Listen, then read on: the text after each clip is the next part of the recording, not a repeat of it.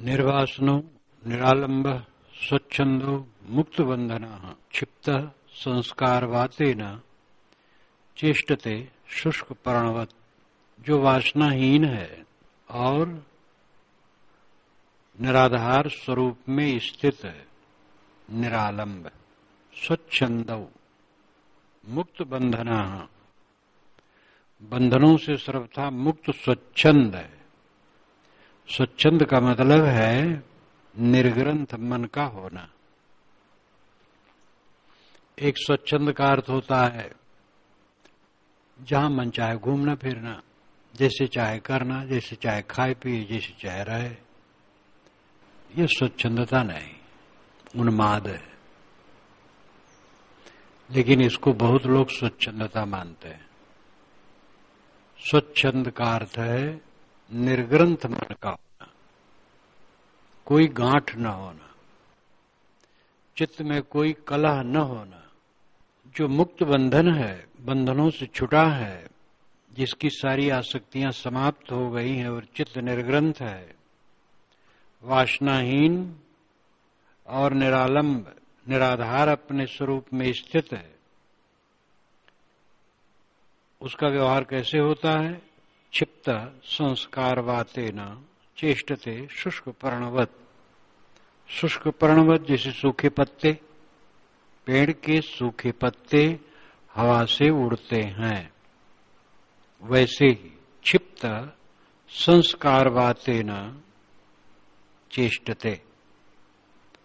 प्रारब्ध संस्कार की हवा से प्रेरित वो चेष्टा करता है। क्षिप्त नाम फेंका हुआ, प्रेरित। प्रारब्ध संस्कार की वायु से प्रेरित उसकी चेष्टा होती है। जैसे सूखे पत्ते उड़ते हैं इधर उधर, तो उनकी कोई चेष्टा नहीं है।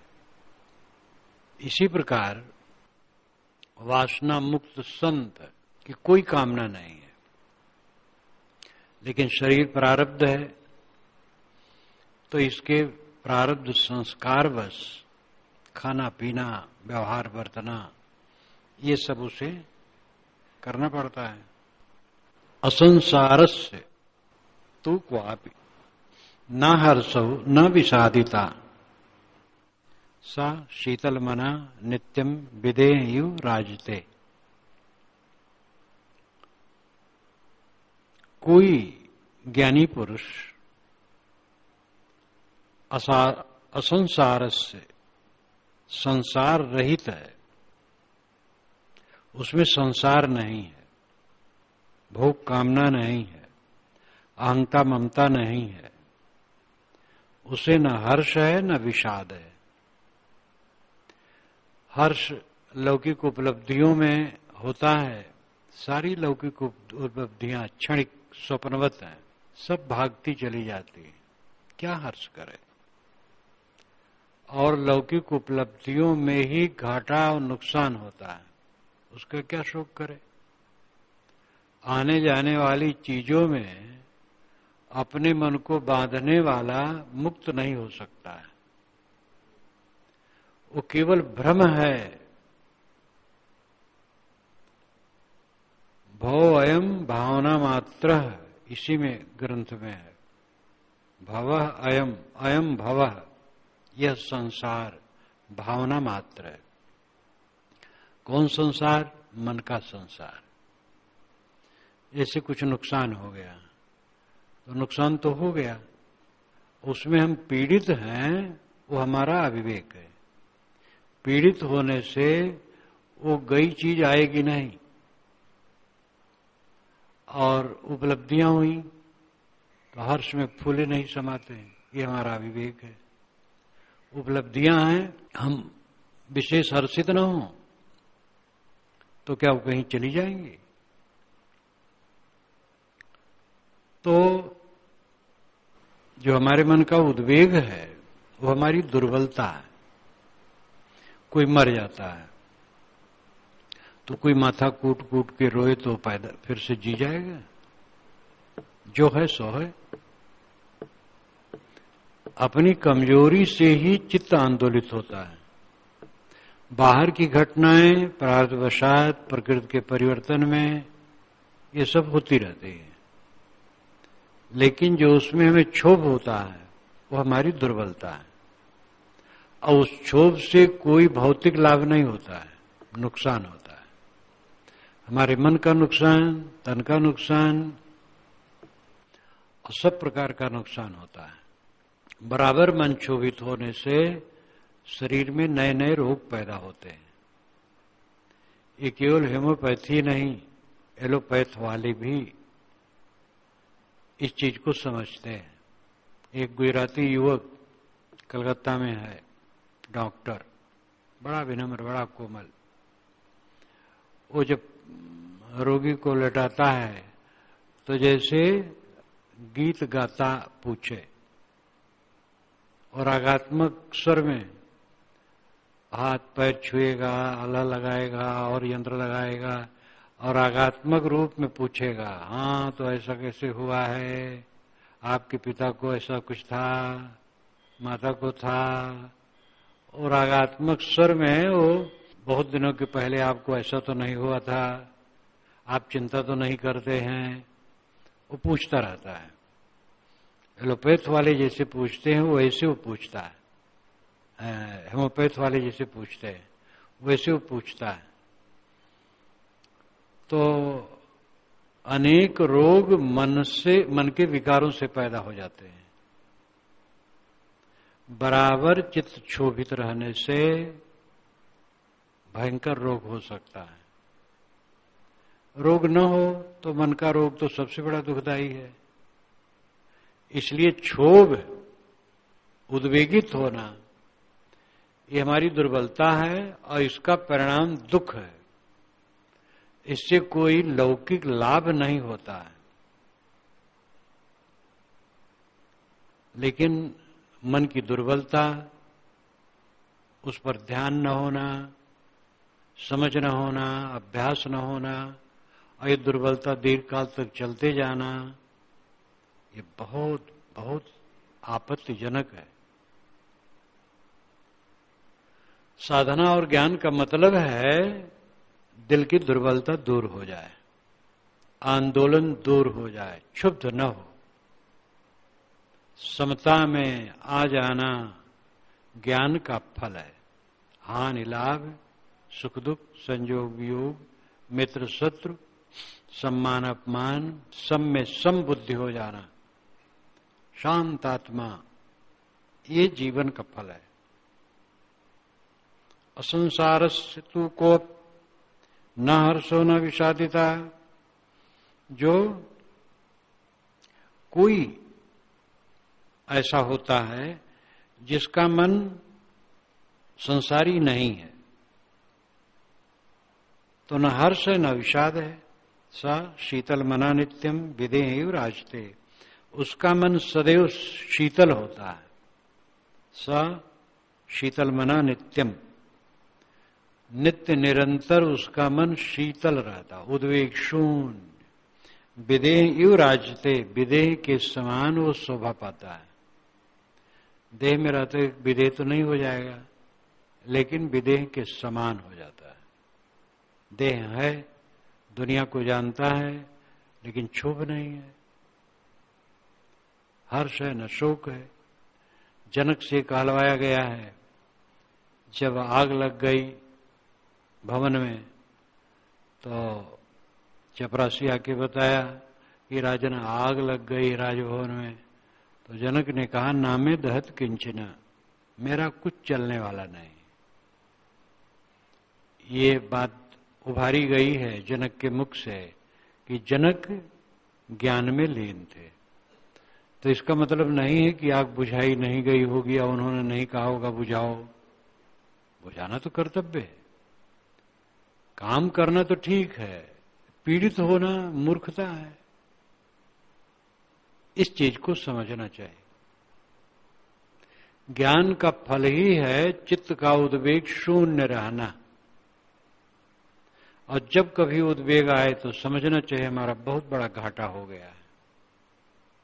उद्वेग में हम मोह करते हैं, उद्वेग में हम बैर करते हैं, उद्वेग में हम किसी व्यर्थ प्रसंग की भी बड़ाई करते हैं या गलत व्यक्ति की भी प्रशंसा करते हैं और सही व्यक्ति की भी निंदा करते हैं, क्योंकि उद्वेग तो ऐसा अंधकार में है।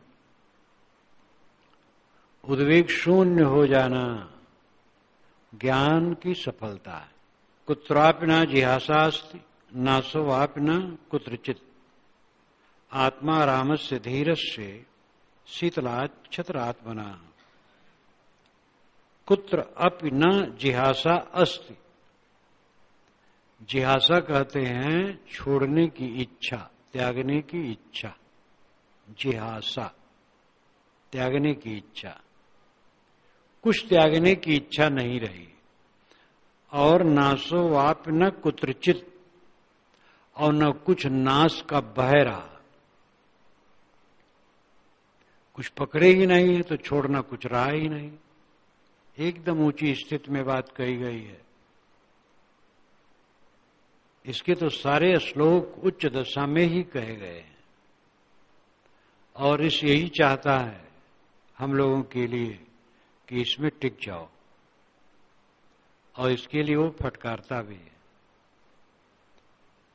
कुत्रापिना जिहासा अस्ति, कुछ छोड़ने की इच्छा अब नहीं रह गई, क्योंकि पकड़ा ही कुछ नहीं है। जब पकड़ ही कुछ नहीं तो अब छोड़ना बाकी क्या रहा? क्या छोड़ेगा वो? शीतल है। नाशो आप न कुत्रचित, कुछ नाश का भय नहीं रहा।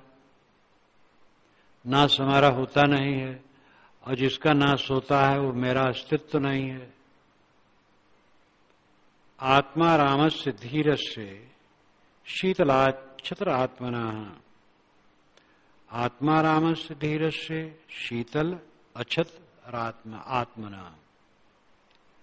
शीतल शांत, अछत शुद्ध पवित्र। आत्मा रामस्य धीरस्य, जो आत्मा राम है धीर है। आत्मा राम का मतलब है निरंतर आत्मा में रमने वाला, आत्म संतोष में सदा जीने वाला, उद्वेग शून्य होकर के अपने आत्मा में स्थित, वो आत्मा राम है। आत्मा आरम, आरम सब तरफ से रमने वाला। जैसे आजीवन वैसे आरम, सब तरफ से आत्मा में रमने वाला। अब सरल अर्थ यही है कि सब समय प्रशांत चित्त आत्मा राम है। धीर जो विचलित नहीं होता है। जीवन में कितना उफान शैतान, किसी के जीवन को देखो, बड़े बड़े लोगों के लिए तो और राजे महाराजे की तो बातें इसी है, यहां लड़ाई भिड़ाई क्या क्या प्रपंच। प्रसिद्ध संतों के पीछे देखो क्या क्या उपद्रव रहा है। कबीर साहब के जीवन में उस ढंग से लिखा नहीं गया, लेकिन जो चुटपुट बातें आती हैं, 52 कसौटियां, वो अलंकार में है, महिमा में है, लेकिन फिर भी उसमें सार है। अनेक विघ्न बाधाएं उनके सामने आई हैं। तथागत बुद्ध के विषय में लिखा गया तो 500 वर्ष बाद है, लेकिन लिखा गया तो बहुत ज्यादा मिलती है, और उसमें काल्पनिक भी है, सच भी है, घटनाएं हैं। ऐसा ऐसा कठिन अवसर आया है कि क्या पूछना। सारिपुत्र जो धर्म सेनापति माने जाते थे, जिनके विषय में यह था कि वो बुद्ध के समान है। राजा बिंबिसार जब पहली बार दर्शन के लिए आया है बुद्ध का, तो सारिपुत्र भी विद्यमान थे। तो उसको भ्रम हुआ कि सारिपुत्र ने बुद्ध से शिष्यता ली है कि बुद्ध ने सारिपुत्र से शिष्यता ली है। शायद सारिपुत्र की उम्र भी कुछ ज्यादा थी, और सैकड़ों ब्राह्मण तपस्वी उसके साथ थे। बहुत प्रसिद्ध था सारिपुत्र। वो सारिपुत्र का निधन बुद्ध के जीवन में ही हो गया। तो उन्होंने कहा, आनंद, सारिपुत्र नहीं रहे, दिशाएं सूनी लगती। ऐसा जीवन मुक्त पुरुष कहता है, दिशाएं सूनी लगती। उनका पुत्र राहुल, वो भी साधु हो गया था, उन्हीं के सामने मरा है। अनेक बड़े बड़े लोग मरे हैं, राहुल तो बड़े नहीं थे, और बड़े बड़े लोग मरे हैं। ये तो मरे हैं, लेकिन शाक्य वंशियों का विड्ढव ने जो सामूहिक हत्या उनकी की है, गजब हुआ उन्हीं के जीवन काल में। एक बार तो एक पेड़ के नीचे बैठे थे जिसमें पत्ते नहीं थे, विड्ढव इसीलिए गया था। तो कहा, भगवान, इसमें तो छाया भी नहीं है। तो कि वंश वालों के छाया रहित वृक्ष भी शीतलता देते हैं। तो ये संकेत विड्ढव साम गया और फिर नहीं गया। लेकिन बुद्ध तो वहां थे, और वो साधु आदमी कहां बैठे रहेंगे, चले गए। फिर विड्ढव जाकर के शाक्य वंशियों की सामूहिक हत्या की। तो एक एक प्रपंच बुद्ध घूम रहे थे मगध के क्षेत्र में पर्वत पर, और ऊपर से पत्थर गिरा दिया गया एक साधु द्वारा। पत्थर छिटक करके उनके पैर पर टुकड़ा लगा, घाव हो गया, चलना मुश्किल हो गया। उनको उतार करके तराई में गांव में लाया गया। कुछ दिन सेवा हुई, तब ठीक हुआ। देवदत्त स्वयं या उसका प्रेरित ऐसा किया। कैसा संसार है, महावीर के पीछे ही, और सभी महापुरुषों के सामने जंजाल आए, झंझट आई। ये संसार दुख से भरा है, लेकिन विवेकवान के लिए कुछ नहीं है। वो मन वाणी कर्म से किसी को तकलीफ नहीं देना चाहेगा, बस इतना काफी है। और शरीर तो तकलीफ रूप के, जैसे हो जाए, क्या उसकी चिंता। उद्वेग शून्य, भय रहित, निर्भय, प्रशांत। अंदर से जो बलवान है विवेक में, डर नाम की कोई चीज नहीं। लेकिन ये काम करने से होगा। आत्मा आराम से धीर से शीतला छत्र आत्मना। जो आत्मा राम है, आत्मा में रमता है, धीरवान है, विचलित नहीं होता है, शीतल मन वाला है, और अछत स्वच्छ चित्त का है। उसको न कुछ छोड़ना है, न पकड़ना है, न भय है, कुछ नहीं। प्रकृत्या शून्य चित्त से कुर्वतो वस्य दृच्छया प्राकृत से धीर से न मानो नाव मानिता। प्रकृत्या शून्य चित्त से, जिसका शून्य चित्त प्रकृत्या है, स्वाभाविक है, अभ्यास करते करते ऐसा स्वभाव बन गया है कि मन सब समय शांत रहता है, प्रयत्न अब नहीं करना पड़ता है। प्रकृत्या चित्त शून्य से, ये काम क्रोध लोभ मोह की प्रकृति ही तो बन गई हमारी। किसी चीज में लंपटता, उद्वेग, ये हमारी कमाई का परिणाम है। जन्म जन्मांतर हम यही कमाए हैं। क्रोध, काम, लोभ, मोह, ईर्षा, द्वेष, अहंकार, इसकी कमाई हमने की है। तो उसकी प्रकृति जैसी बन गई है। और यही बात विवेक, वैराग, भक्ति, ज्ञान के मार्ग में चलते चलते कोई दीर्घ काल तक जब खूब मेहनत करता है तो ज्ञान वैराग की प्रकृति उसकी बन जाती है। प्रकृत्या शून्य चित्त से, जो स्वभाव से शून्य चित्त है, इतनी साधना और इतनी मेहनत, इतनी सावधानी उसने कर ली है कि चित्त अब सब समय उद्वेग शून्य रहता है, किसी स्थिति में भी उद्वेग वाला नहीं होता है। कुर्वतोस यदृक्षया, वो काम करता है, यदृच्छया करता है। यदृच्छया वो भी स्वाभाविक प्रारब्ध प्रेरणा के अनुसार सहज। प्रकृति से धीर से न मानो न मानिता, वह प्रकृति से ही स्वभाव से ही यदृच्छया कुर्वतो, यानी स्वभाव से ही सहज ही काम करता है। तो गीता में भी बताया गया है कि रजोगुणी कर्म है, बहुत कठिनता से करना, कठिनता महसूस करना, बोझा लगना और कठिनाई होना, ये रजोगुण का स्वभाव है। आलस प्रवाद में डूब करके काम करना तमोगुण का स्वभाव है। लेकिन हल्का प्रसन्न आनंदित होकर करना है सतोगुण का प्रभाव है। किसी काम में आलस्य है, प्रमाद है, तो समझ लो तमोगुण से आवृत है। किसी काम को हम करते हैं, बोझ लग रहा है, बड़ा भारत स्वरूप, बड़ी कठिनता से हो रहा है, तो रजोगुण का है। और चित्त प्रसन्न है, हल्का हल्का मानो कम काम कर रहे हैं, ये सतोगुण का है। विवेकवान के जीवन में सब सहज होता है, वह सहज करते हैं। मन उनका इतना आह्लादित और प्रसन्न रहता है कि जो भी काम करते हैं उसमें उनको बोझा लगता ही नहीं, सब हल्का हल्का बढ़िया आनंद में है।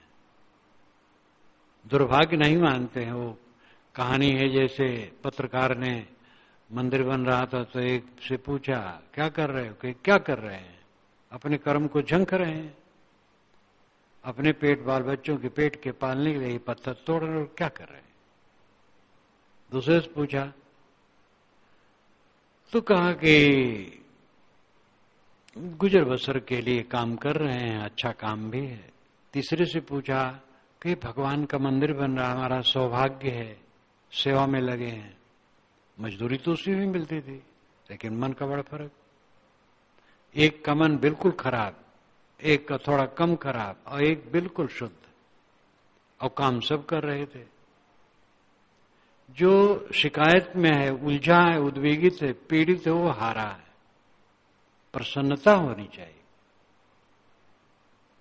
जब कोई साधना करता और नहीं रह पाता, घर में चला जाता है, तो मैं उसको कहता हूं कि तुम्हें प्रसन्न रहना चाहिए, और जहां हो वहां ड्यूटी बजाओ, वहां कायदे से रहो, संयम से रहो, प्रसन्न रहो। जिस काम में हो प्रसन्न रहो, तब सफलता। और प्रसन्न नहीं है, बोझ बोझ बोझ, सब हरदम पश्चाताप, रोना और दुखी होना, और जिंदगी नहीं है।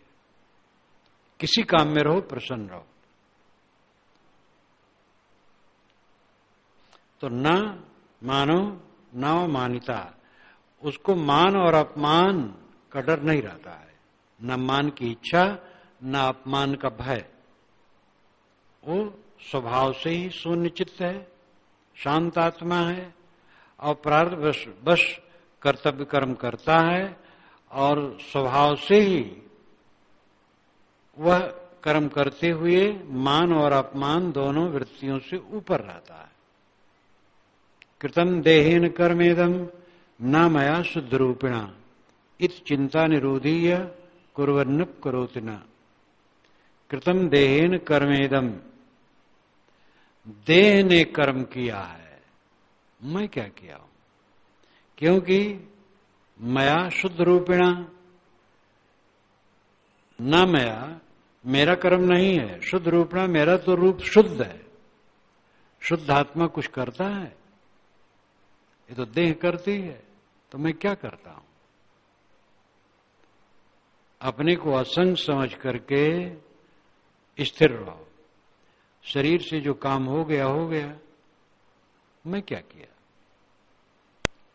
इत चिंता निरोधी यह, इस प्रकार जो चिंता निरोधी है, वह चिंता निरोधी विचार करने वाला, या जो चिंता का निरोध कर लेता है, चिंता त्याग के काम करता है। कुर्वन्न करोति न, कुर्वन् अपि करोति न, कुर्वन् करते हुए भी, अपि भी करते हुए भी नहीं करता है।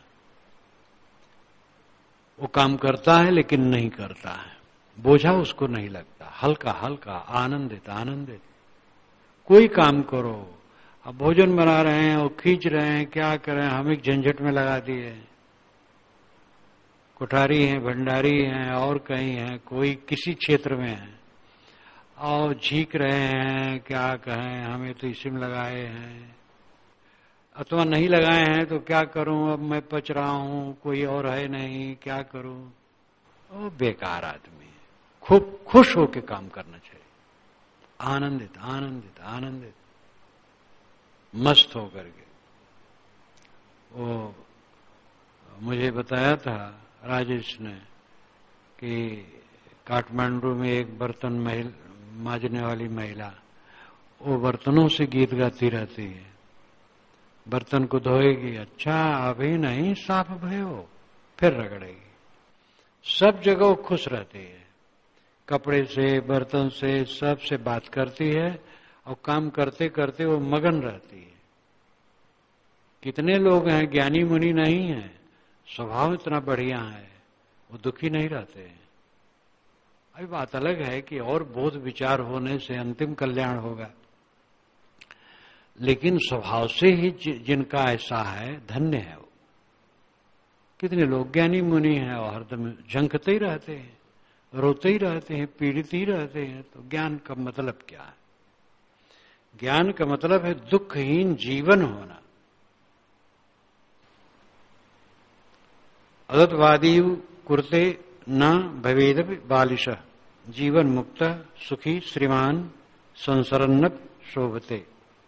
अतत्वादी कुरते न भवेत अपि बालिशः। अतत्वादी, अतत्वादी नाम उल्टा कहने वाला, तत् वैसा जैसा है, तत्वादी यानी सही कहने वाला। अतत्वादी जैसा वैसा नहीं कहता, उल्टा कहता है। अतत्वादी का अर्थ है उल्टा कहने वाला। अतत्वादी यू उल्टा कहने वाले के समान कुर्ते ज्ञानी पुरुष करता है, लेकिन न भवेद बालिशा है तो भी वो मूर्ख नहीं होता है।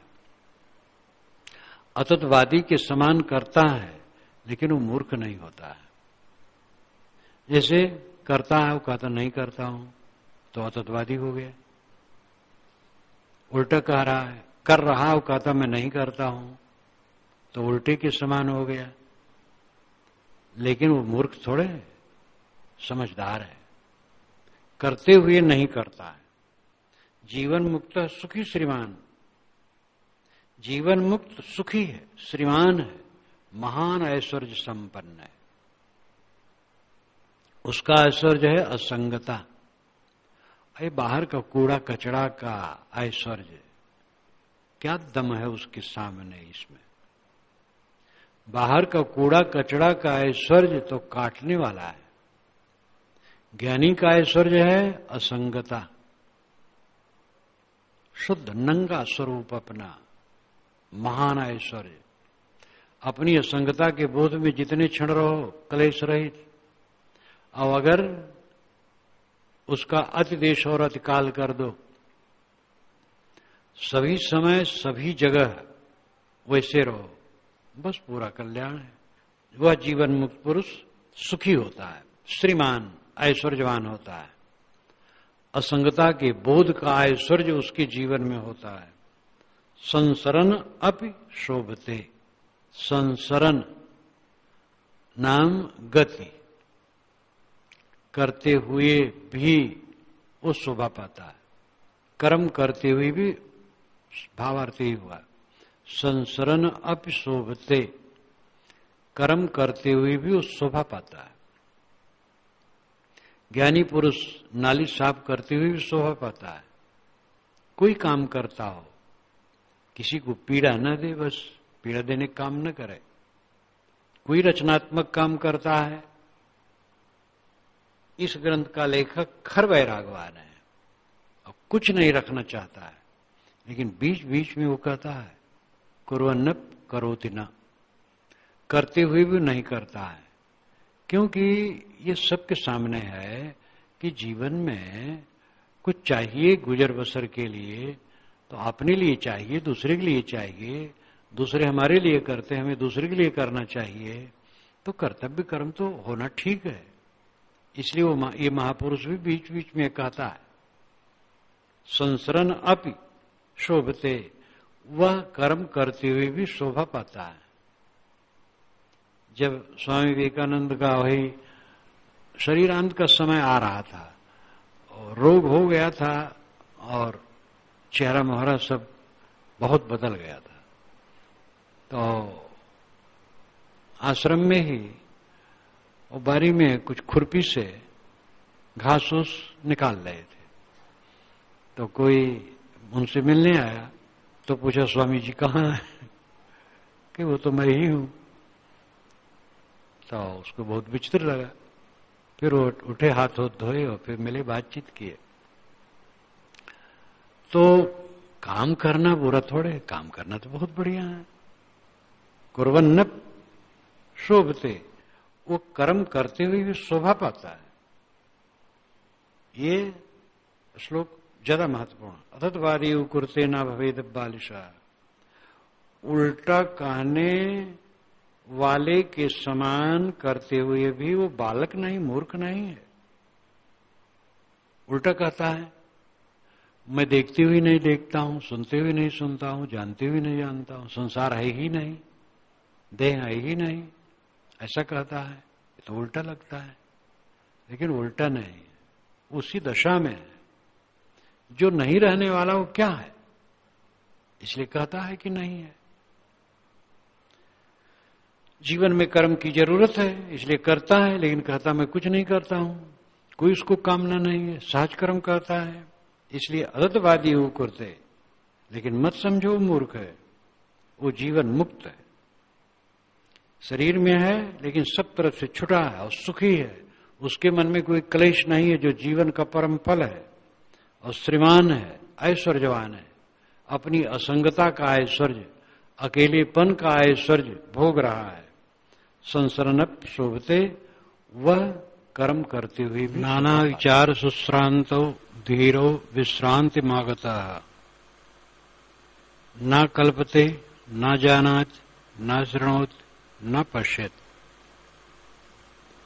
नाना विचार सुश्रांतो,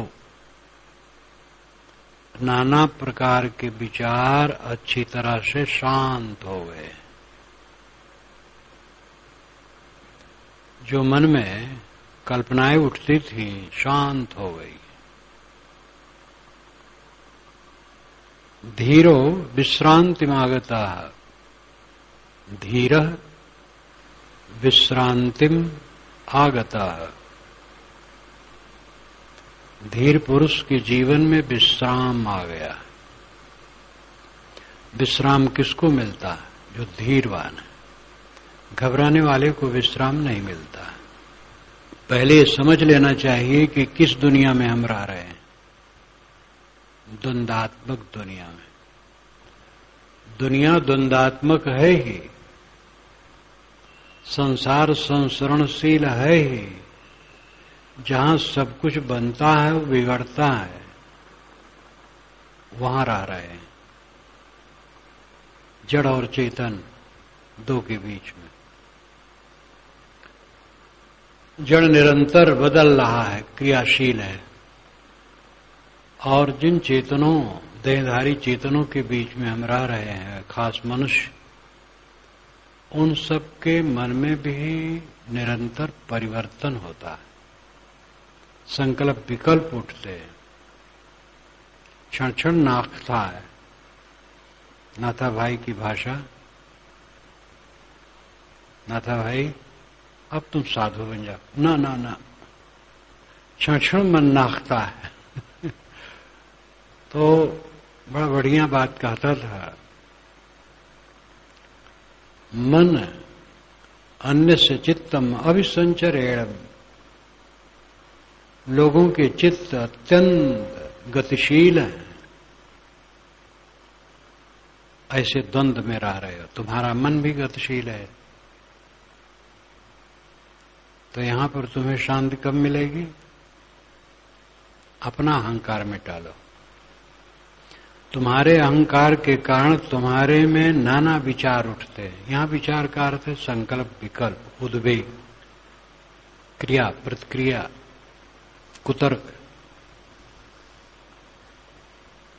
शय्यासन अस्तोत्पत व्रजन व स्वस्थ परिक्षीण वितरक जाला संसार विच्छे मीक्षमाण सात नित्य मुक्तो अमृत भोग भागी।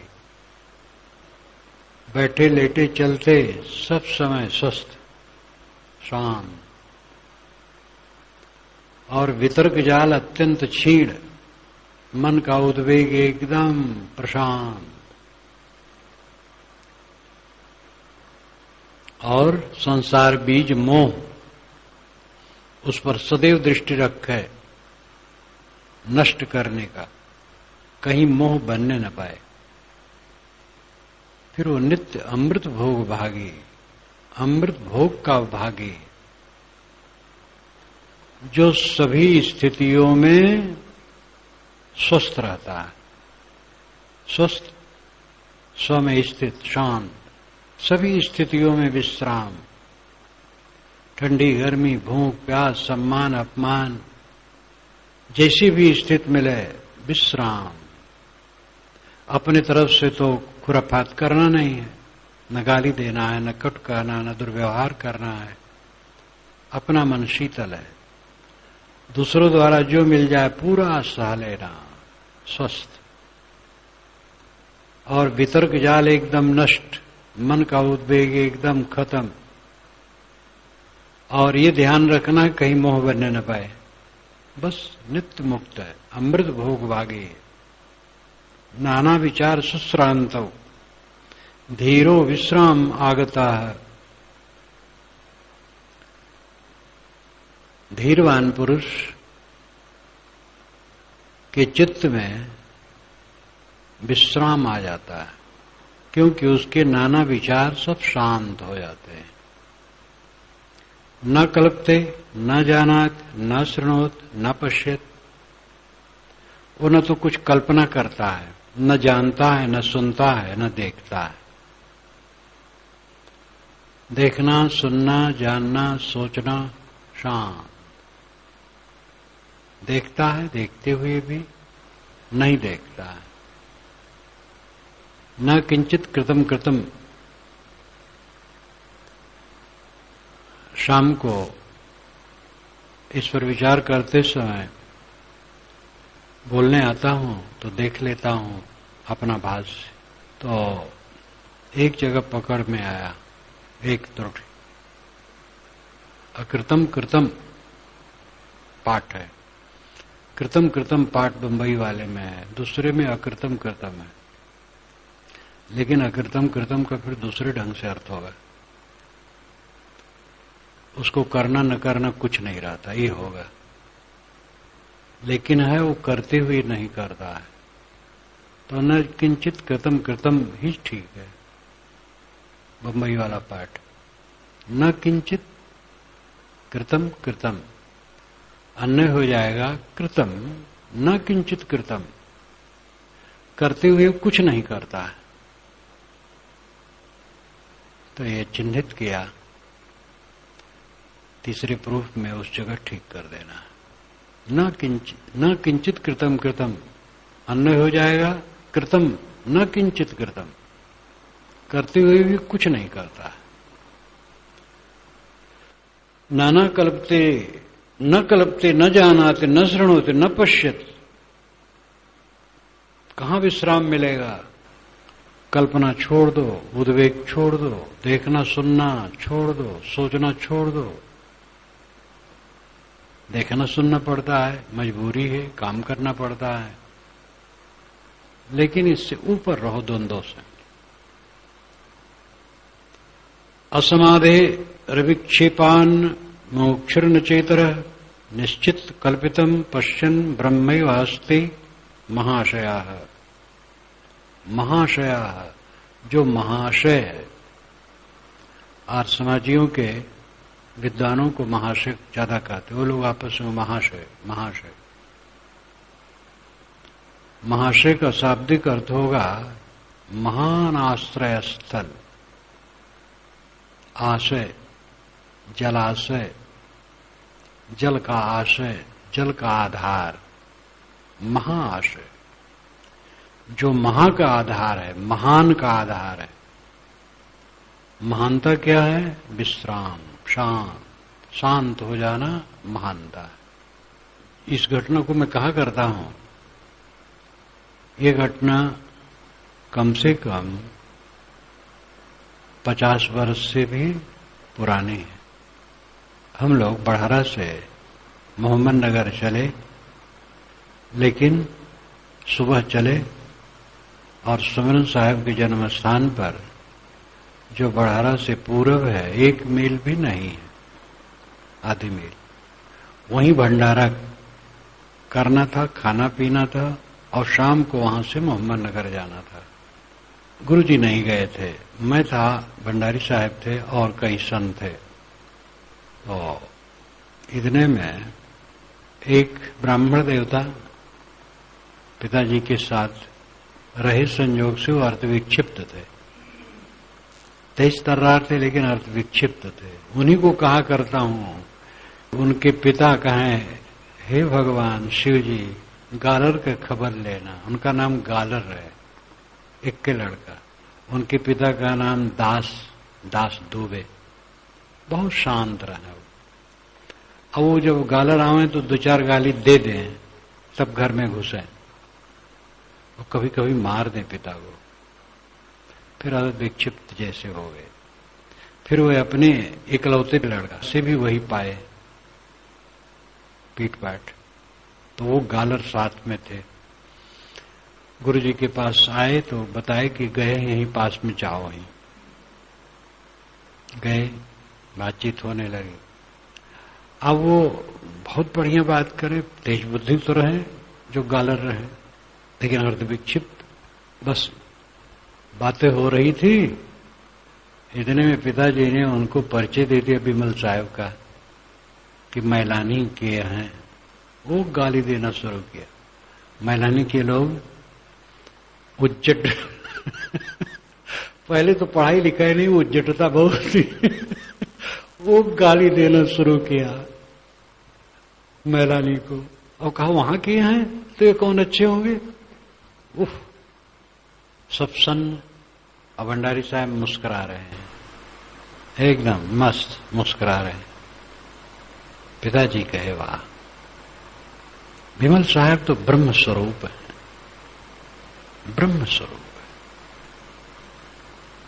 इतना वो गदगद हुए, ब्रह्म स्वरूप है। ब्रह्म स्वरूप कौन है? गुरु स्वरूप कौन है?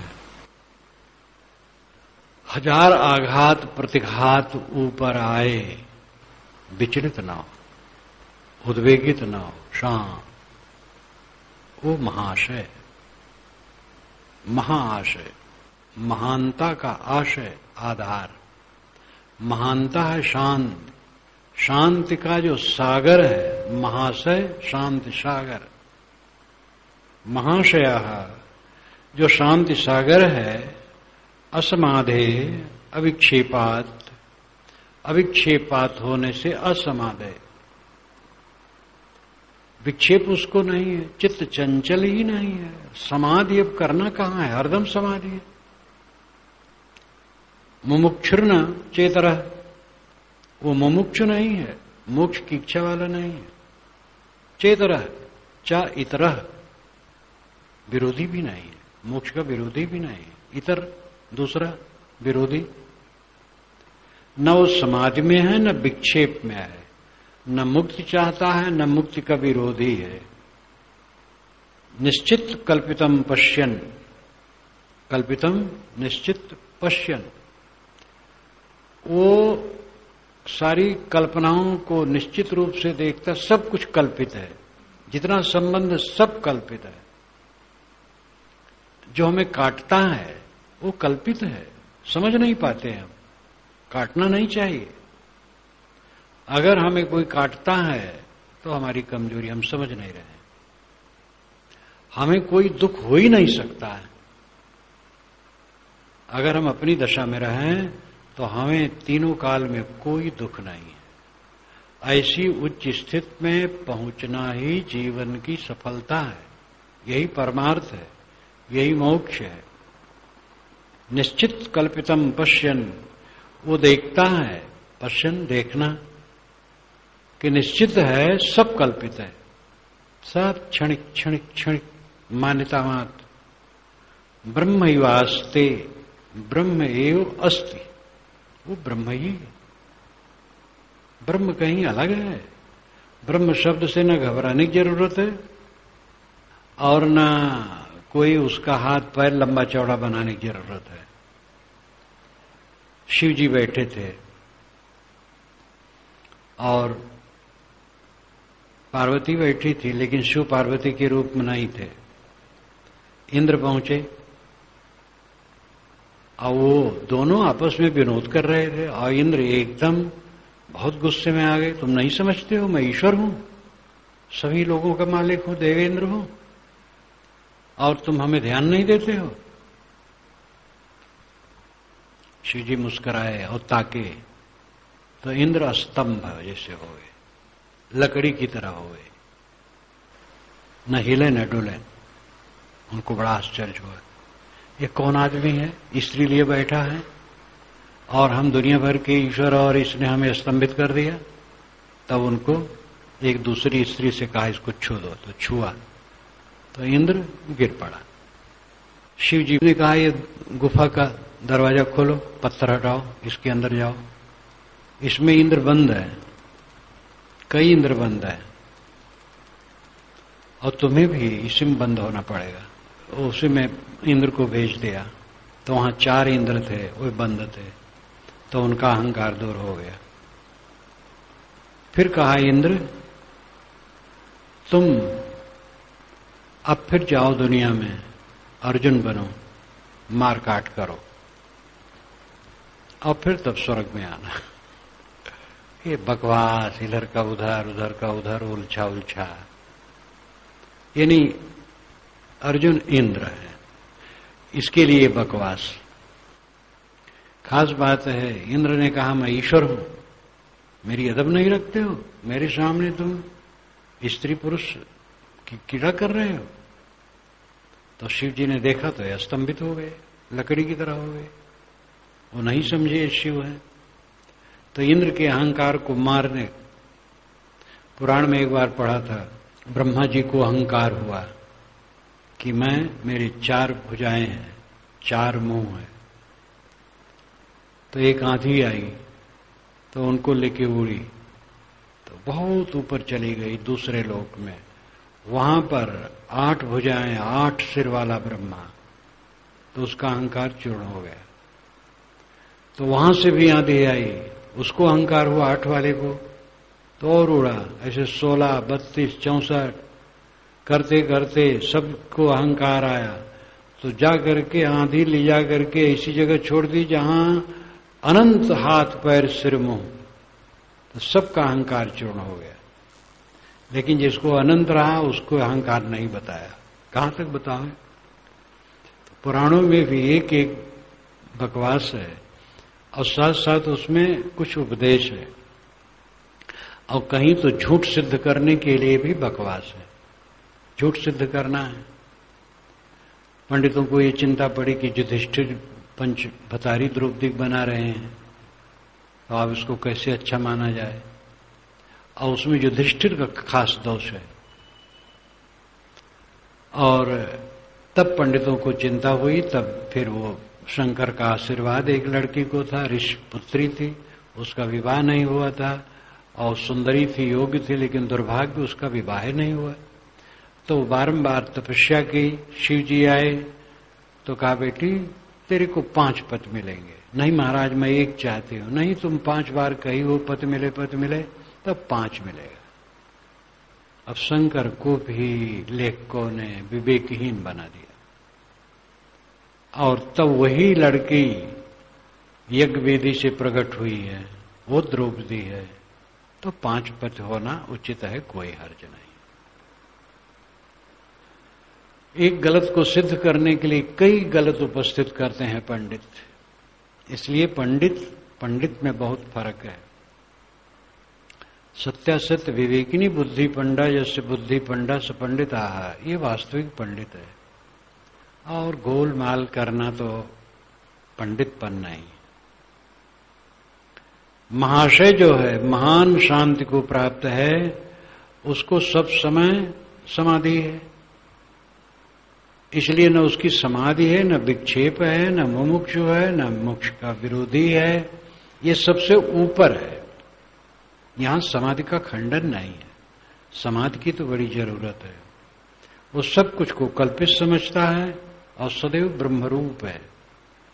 यस शांत स्यादहंकारो न करोति सह निरहंकार धीरेण न किंचित कृतम। यही है जिसमें अभी शोधा। यस शांत स्यात् अहंकार, जिसके अंतःकरण में अहंकार है, न करोति सह, वह न करते हुए भी करता है। जिसके मन में अहंकार है वो कुछ न करते हुए भी करता है। हाथ पैर पर तुरे बैठा है लेकिन अहंकारी है, तो अंदर से तो उलझा है, तो महाकर्म के जाल में पड़ा है। लेकिन निरहंकार धीरेण, जो धीरवान है, अहंकार शून्य है, किंचित न किंचित कृतम, वह कृतम करते हुए न किंचित कृतम, कुछ नहीं करता है। इसका पूरा भाव है कि जो अहंकारी है वो हाथ पैर बटोरे बैठा रहे, समाधि लगेगी, समाधि कर रहा है, लेकिन वो कर्म प्रपंच कर रहा है। मन में काम, क्रोध, लोभ, मोह, द्वेष, चिंता, अनेक विकारों को सोच रहा है। इसलिए कर्म के जाल में पड़ा हुआ है। बाहर से न करते हुए भीतर से वो कर्म में उलझा है। लेकिन जिसके अंतःकरण में अहंकार नहीं है, अहंकार शून्य है, विवेकवान है, वह कृतम करते हुए न किंचित कृतम, कुछ नहीं करता। वो काम करता है, हंसता है, बोलता है, और जो काम उचित हो सब करता है, लेकिन वो नहीं करता है। अहंकार शून्य होकर करता है। इसलिए कर्म उसको लेप नहीं बनते हैं, लिपायमान उसमें नहीं होता।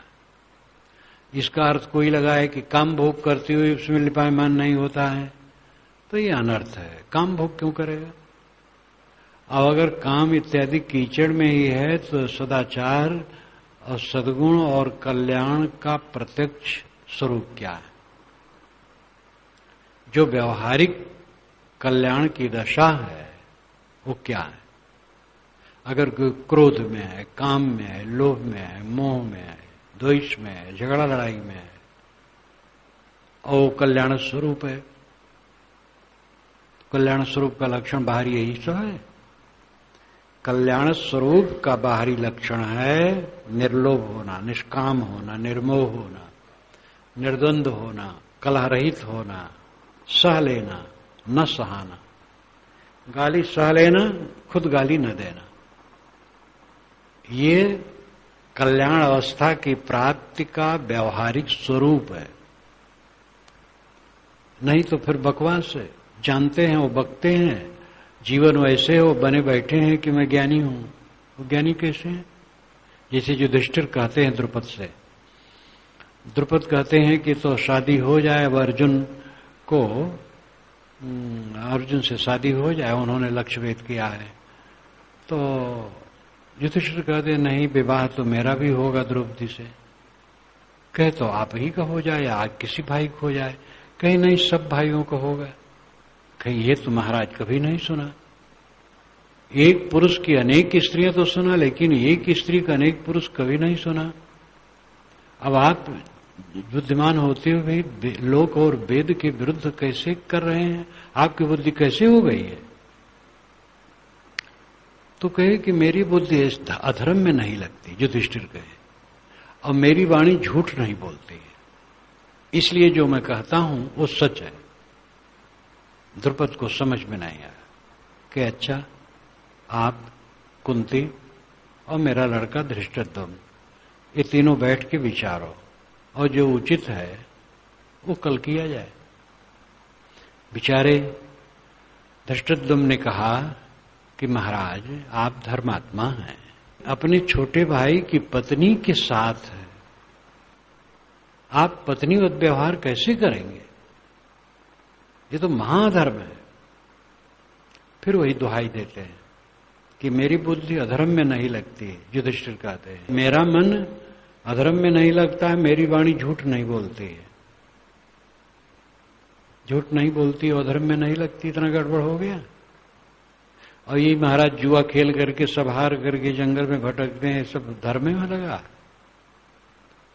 तो खाली ज्ञान की बात कहना, हम जीवन मुक्त हैं, और कला में पड़े रहना, तो ज्ञान का जो बाहरी लक्षण है वो क्या है? ज्ञान का बाहरी लक्षण है काम, क्रोध, लोभ, मोह से रहित रहना। कैसी भी विकट स्थिति आए उद्वेग शून्य रहना, शांत रहना, और इंद्रिय संयम होना, वाणी संयम होना, ये अध्यात्म का बाहरी लक्षण है। और ये न हो तब क्या है? इसलिए ऋषि कहते हैं कि जिसके अंदर में अहंकार है वो चुपचाप बैठा है तो भी महाकर्म जाल में पड़ा है, अंदर तो उसका उलझा हुआ है।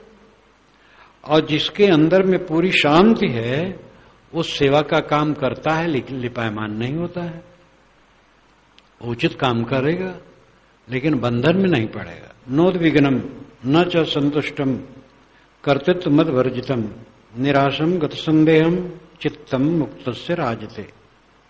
नोद्विग्नम, विवेकवान पुरुष, मुक्तस्य राजते, चित्तम मुक्तस्य राजते, जो मुक्त चित्त होकर के विराजमान है, सब समय जिसका चित्त मुक्त है संसार से, वो न उद्विग्न होता है, न संतुष्ट होता है, और न तो कर्तृत्व में अहंकार करता है। न उद्विग्न होता है, न संतुष्ट होता है। ये भी कहा, उद्विग्न होना और संतुष्ट होना आगत प्राणी पदार्थों में होता है। आगत जो आए हैं, हमें अनुकूलता मिली है, संतुष्ट हो गए, प्रतिकूलता मिली, उद्विग्न हो गए। ऋषि कहता है जो कुछ भी आए न उद्विग्न होता है न संतुष्ट होता है।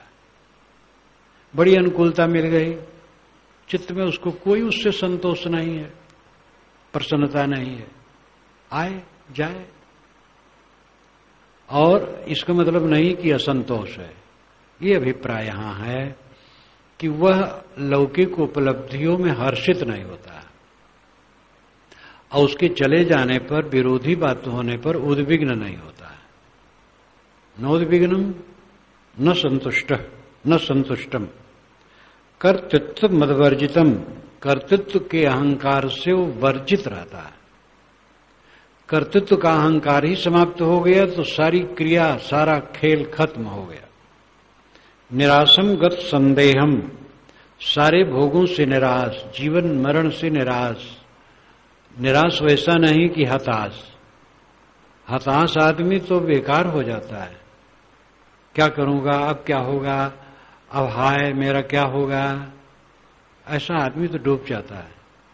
कुछ नहीं होगा, मैं जाऊं ठीक हूं, एकदम आनंद कंद, मैं एकदम अंदर बाहर संतुष्ट, निर्भय, निराशम, बस भोग की इच्छा नहीं, कुछ पाने की इच्छा नहीं। गत संदेहम, कोई संदेह नहीं। जीवन गुजर और इस स्वरूप स्थित, ये दो बातें हैं बोधवान के लिए। जीवन गुजर के लिए कोई संदेह नहीं है, ये अपने आप होगा। और स्वरूप स्थित तो अपना काम है, वही धंधा है, बीजू धंधा नहीं। सारा संकल्प छोड़ के शांत रहना। चित्तम मुक्तस्य राजते, चित्तम मुक्त से राजते, मुक्त चित्त से राजते, मुक्त चित्त होकर के वो विराजमान है। सब तरफ से छुटा हुआ चित्त अपने आप में शांत, इस प्रकार कल्याणार्थी को रहना चाहिए।